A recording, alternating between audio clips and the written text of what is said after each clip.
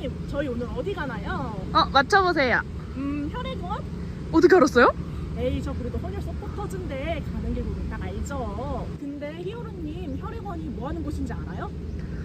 아니요. 근데 저처럼 잘 모르는 분들 있으니까 그런 분들한테 소개 한번 해주세요. 그러면 헌혈의 집은 아시죠? 알기는 아는데. 아유, 모르시는구나. 그럼 제가 다 설명을 해드릴게요. 헌혈의 집은 시민들이 편안하게 헌혈을 할 수 있는 곳이고, 혈액원은 그렇게 모인 혈액들 검사하고 이동할 수 있도록 하는 곳이에요. 이 혈액원에서도 체열을 하긴 하는데요. 그거는 이제 들어가서 한번 보도록 하죠. 가연이 언니 설명 왜 이렇게 잘해요? 혈액원 안 가도 되겠어요. 그냥 집으로 갈까요? 에이, 그래도 혈액원에서 좋은 기회로 이렇게 촬영을 허가를 해주셨는데 가야죠. 맞아요. 혈액원 촬영도 하고 담당자님이랑 인터뷰도 할 거니까 채널 고정. 너무 옛날 건데. 네, 희원님 안녕하세요. 저는 헌혈 서포터즈 11기 빅투앤 히어로즈라고 합니다. 먼저 이 영상을 보고 있을 예비 히어로님들께 인사 한 번만 부탁드려도 될까요? 히어로님 반갑습니다. 저는 동부혈액원 간호팀장 윤명자입니다. 반갑습니다. 네, 윤명자 히어로님 멋진 인사 감사합니다. 저희가 혈액원을 잠깐 둘러보고 왔거든요. 근데 정말 멋진 일을 하시는 히어로님들이 많더라고요. 그러면서 궁금증이 몇 가지 생겼는데 몇 가지 질문을 해도 괜찮을까요? 네. 네, 그럼 첫 번째 질문입니다. 혈액원 안에도 헌혈을 할 수 있는 장소가 마련되어 있더라고요. 보통 어떤 분들이 많이 방문해 주시나요? 혈액원에는 헌혈의 집이 있는데요. 대부분 이제 뭐 직종별로 직업을 예를 들면 고등학교, 대학생, 그다음에 뭐 회사원, 공무원, 뭐 군인 좀 다양하게 있고요. 헌혈의 집에 방문하시는 분들은 좀 회사원, 대학생 위주가 많다고 보면 됩니다. 그렇군요. 네. 저는 사실 주변에 아파트가 많아가지고 뭔가 대학생 친구들이나 아니면 고등학생 친구들이 많이 방문할 줄 알았는데 의외로 직장인 분들이 많이 찾아오신다는 점을 알게 되었습니다. 그렇다면 헌혈을 처음 하러 오시는 분들도 많이 오실 것 같아요. 그런 분들이 가장 많이 걱정하거나 궁금해하는 점이 있을까요? 가장 걱정하는 거는 아프지 않을까 이거일 것 같아요.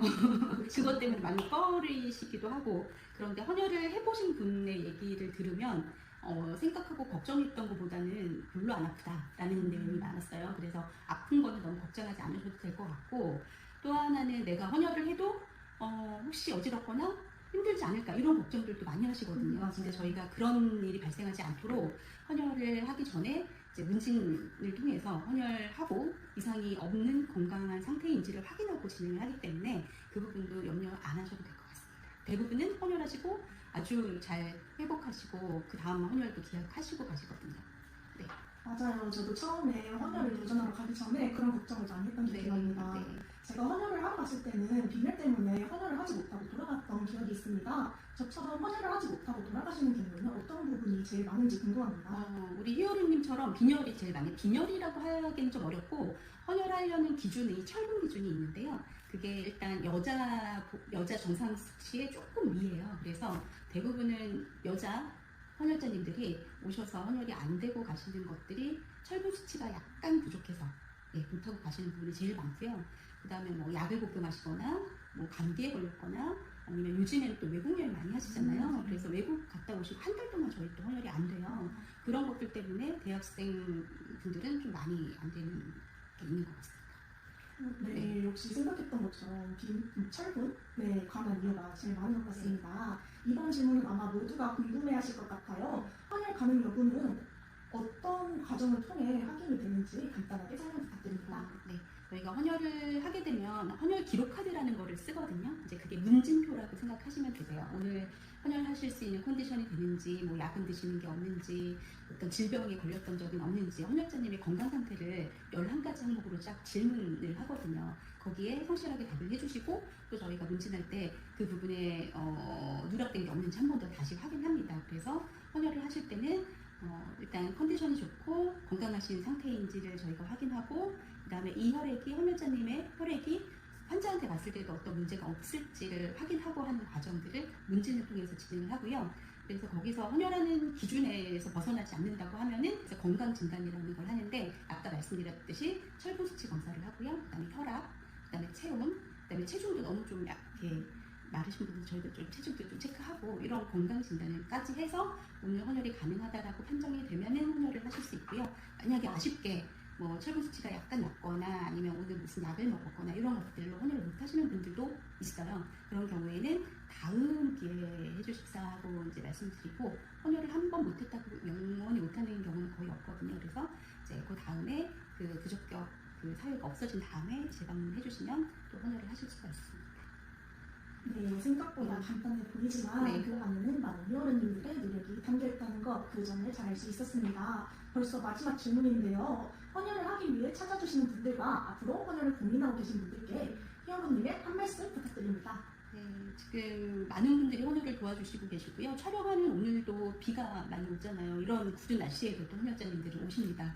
그래서 꾸준하게 헌혈을 해주시는 우리 사랑스러운 헌혈자님 너무 감사드리고, 그리고 아직 헌혈은 안 해보셨지만 앞으로 헌혈을 하실 히어로님들도 용기를 조금만 내셔서 도전을 해주시면 이보다 더 의미 있는 봉사, 베품은 없을 거라고 저는 생각을 하거든요. 그래서 가장 소중한 신체의 혈액도 신체의 일부잖아요. 그래서 신체의 일부를 기꺼이 내주시는 그런 나눔을 한번 경험을 해주시면 새로운 세상이 열릴 수 있습니다. 네, 그래서 용기 내서 한번 도전 부탁드리겠습니다. 히어로님.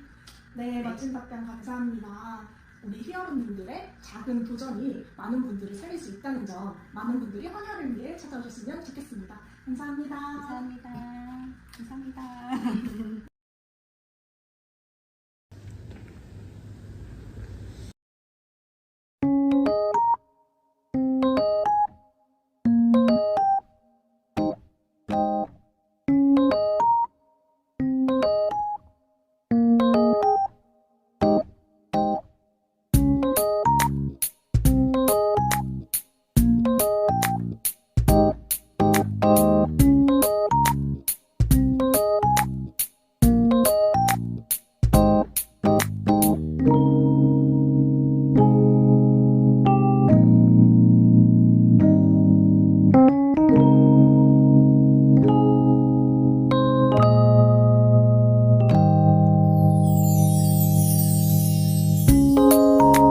안녕하세요. 저는 헌혈 서포터즈 11기 기춘 히어로즈라고 합니다. 이 영상을 보고 있을 내리 히어로님들께 인사 한 번만 부탁드려도 될까요?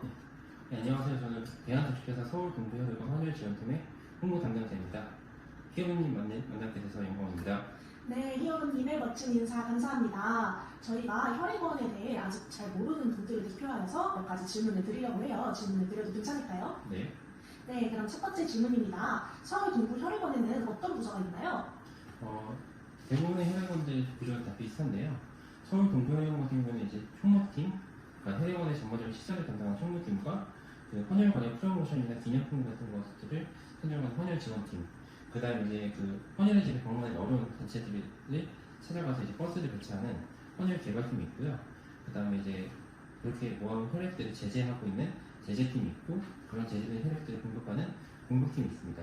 그리고 이제 아시다시피 헌혈의 집이나 헌혈 버스를 대신에 간호사님들이 근무하는 간호팀이 있고요. 저희 같은 경우에는 혈액원 단위가 좀 크다 보니까 간호팀이 두 개로 나뉘어요. 간호 1팀은 이제 간호사님들이 근무하는 팀이라고 생각하시면 되고, 간호 2팀 같은 경우에는 이제 간호팀에 활용하는 물품들을 관리하는 부서라고 생각하시면 됩니다. 그리고 이제 품질 관리팀이라고 있는데요. 품질 관리팀 같은 경우에는 그 입소된 혈액들의 안정성이나 아니면 혈액 관리 법규들을 정비하는 곳으로서 혈액이 출고되기 전에 저희가 검사를 마치는 부서라고 생각하시면 됩니다. 네, 생각보다 많은 부서가 있었습니다. 혈액원에서는 혈액을 공급해주는 걸로 알고 있는데요. 그렇다면 혈액이 어떻게 공급되고 이동되는지도 궁금합니다. 일반적으로 헌혈을 하시게 되면 헌혈집이나 헌혈 버스에서 헌혈을 이제 진행하시게 될 텐데요. 그렇게 진행된 혈액들이 이제 혈액원으로 저희가 이송이 오게 됩니다. 그 이송된 혈액들을 제가 아까 말씀드렸듯이 제재 작업을 통해서 혈액 성분별로 이제 분류를 하고요. 그리고 혈액이 분류된 혈액들을 이제 저희가 냉장 혹은 냉동 보관했다가 이제 그 혈액이 이제 문제가 없다, 검사 결과 이상이 없다라는 판단이 되면은 그때부터 저희가 병원에 공급이 시작되게 됩니다. 네, 이런 과정이 있었습니다. 여기에서 새로운 궁금증이 생기게 되는데요. 혈액원에서 어떤 기준으로 각 병원마다 이 병원, 이 혈액은 저 병원 이렇게 혈액을 보내는 건지 궁금합니다. 네, 그 BMS라는 시스템인데요. 이게 혈액수급 감시 체계라고 그 전국에 있는 모든 병원들은 이 BMS라는 시스템에 다 소속이 되어 있어요. 그래서 혈액원에서는 이 시스템을 통해서 병원 혈액 제보와 사용량 같은 걸 분석을 해가지고요. 대형병원 같은 경우에는 이제 제가 수시로 혈액이 필요하기 때문에 혈액을 제가 직접 가져다주는 경우가 대부분이고, 중소형 같은 경우는 이제 수술 일정이나 아니면 특별히 새로운 일이 있을 때 저희한테 청구를 하면은 저희가 가져다 주거나 직접 가지고 오시는 경우도 많아요. 그래서 대형 병원 같은 경우는 제가 고정적으로 혈액을 수급하기 때문에 혈액이 부족한 적은 없고, 중소형 병원 같은 경우는 이제 혈액을 가지러 오는 시간이 걸리기 때문에 보통 이제 2, 3일 정도 혈액이 닿는데 이제 시간이 걸린다고 생각하시면 됩니다. 네, 이 부분은 정말 모두가 궁금해하셨던 그런 부분일 것 같습니다. 다음 질문입니다. 혈액원의 홍보는 일반 기업 홍보와 비교했을 때 어떤 점이 다르다고 생각하시나요? 일반 기업 홍보가 예를 들어서 뭐 수익이나 아니면 어떤 제품 홍보를 위해서 홍보한다고 보면, 혈액원 같은 경우에는 저희가 어떤 물건을 팔거나 그런 게 아니라 말 그대로 시민들에게 생명을 주는 헌혈을 저희가 이제 요청하는 호소가 되는 홍보를 진행하는 거거든요. 그래서 아무래도 일반적인 기업 홍보보다는 진정성이나 신뢰성 면에서 조금 차별점이 있다고 생각합니다. 네, 저도 서포터즈를 시작을 하면서 헌혈을 어떻게 효과적으로 홍보하면 좋을지 고민을 많이 해봤는데요. 이런 부분을 고민은 정말 힘들 것 같습니다. 서울동부혈액원에서는 헌혈 참여를 높이기 위해 어떤 홍보를 활동하고 있나요? 저희는 일단 기본적으로 프로모션을 꾸준히 진행을 하고 있어요. 매월 13일이 헌혈의 날인데, 이 헌혈의 날을 통해서 이제 헌혈에 대한 관심도도 높이고, 뭐 다양한 기념 프로모션을 진행을 하고요. 화장이나 공정이 이제 방학이나 이런 것 때문에 대략적 요인 때문에 헌혈 참여가 떨어지는데, 그 부분을 저희가 최소화하기 위해서 헌혈 프로모션 같은 걸 진행하고 있습니다. 그리고 이제 아무래도 헌혈 참여에 대한 동기가 필요하기 때문에 이제 가장 처음 헌혈을 접하게 된 게 보통 고등학교 때인데, 고등학생들에게 이제 저희가 직접 교육을 하거나 나가서 이런 식의 강의들을 진행하고 있습니다. 네, 맞아요. 저도 아까 혈액원에 오면서 그 홍보들을 본 적이 있습니다. 그렇다면 많은 홍보 활동 중 헌혈 참여를 이끌어내기 위해 가장 효과적이었다고 느낀 홍보 방식이나 캠페인이 있다면 무엇인가요? 아무래도 26년도 초에 진행했던 그 두촌포 이벤트가 있는데요. 그 동절기에 방학이나 계절적 요인 때문에 헌혈 참여도가 굉장히 떨어졌던 때가 있었어요. 그때 저희가 어떻게 하면 헌혈 참여도 높일 수 있을까 고민하다가, 그때 이제 두촌포가 한창 화제였거든요. 그래서 이제 헌혈 참여자 분들한테 두촌포를 진행하자라는 마인드에서 시작을 했는데, 2월달에 진행했는데 1월달 헌혈자 대비 1.7배에서 2.6배 정도 이제 헌혈자분들이 들어가가지고, 제가 혈액수도 위기가 있었을 때 혈액에 이제 그 위기 안정성을 가져갈 수 있었던 계기가 있었거든요. 그래서 이런 트렌드를 저희가 놓치지 않고 따라가야지 이런 위기 상황을 대처할 수 있을 것 같아서 저희는 그런 부분을 중점적으로 보고 있습니다. 사실 헌혈은 젊은 층의 참여가 제일 중요하다고 생각을 합니다. 젊은 층의 헌혈 참여를 높이기 위해 특별히 고민하고 있는 전략이 있나요? 저희는 이제 젊은 층을 참여를 높이려고 이제 대학과 상권이나 그 유명한 가게들, SNS 화제가 되는 가게들과 제휴를 맺으러 많이 노력을 하고 있고요. 실제로 제휴가 된 사례도 있고, 이로 인해서 이제 헌혈자 이익이 더 늘어나는 것도 저희가 확인하고 있습니다. 특히나 이제 선생님들처럼 이제 회원님들처럼 이렇게 헌혈 서포터즈를 운영하는 것도 그 전략 중 하나라고 생각을 하고요. 제가 이제 또 10대들의 이제 헌혈 레드 캠페인을 하고 있어요. 그 레드 캠페인 활동을 통해서 이제 젊은 층의 수요를 꾸준히 파악하는 노력을 하고 있습니다.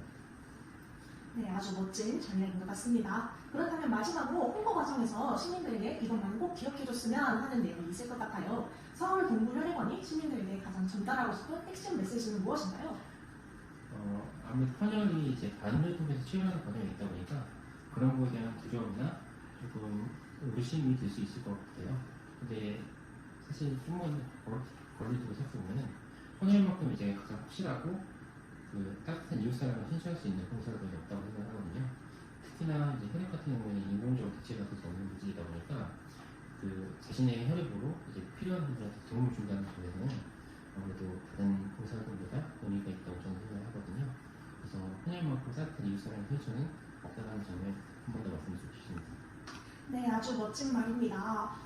헌혈이 이웃사랑의 가장 좋은 따뜻한 실천이라는 말 꼭 기억해 주셨으면 좋겠습니다. 이상으로 인터뷰를 마치겠습니다. 감사합니다. 감사합니다. 희열언님 오늘 혈액원 방문한 거 어땠어요? 혈액원에 대해 몰랐던 부분까지 세세하게 다 알려주셔서 너무 좋았습니다. 희어로님은 어떠세요? 저도 혈액원에 대해서 알 수 있어서 너무 좋긴 했는데 같이 못 온 두 희열언님들이 생각나가지고 살짝 아쉬웠어요. 그쵸. 저도 다음 콘텐츠에는 4명이 다 참여할 수 있으면 너무 좋을 것 같습니다. 다음 콘텐츠도 열심히 만들어 올 테니까 기대해주세요. 안녕!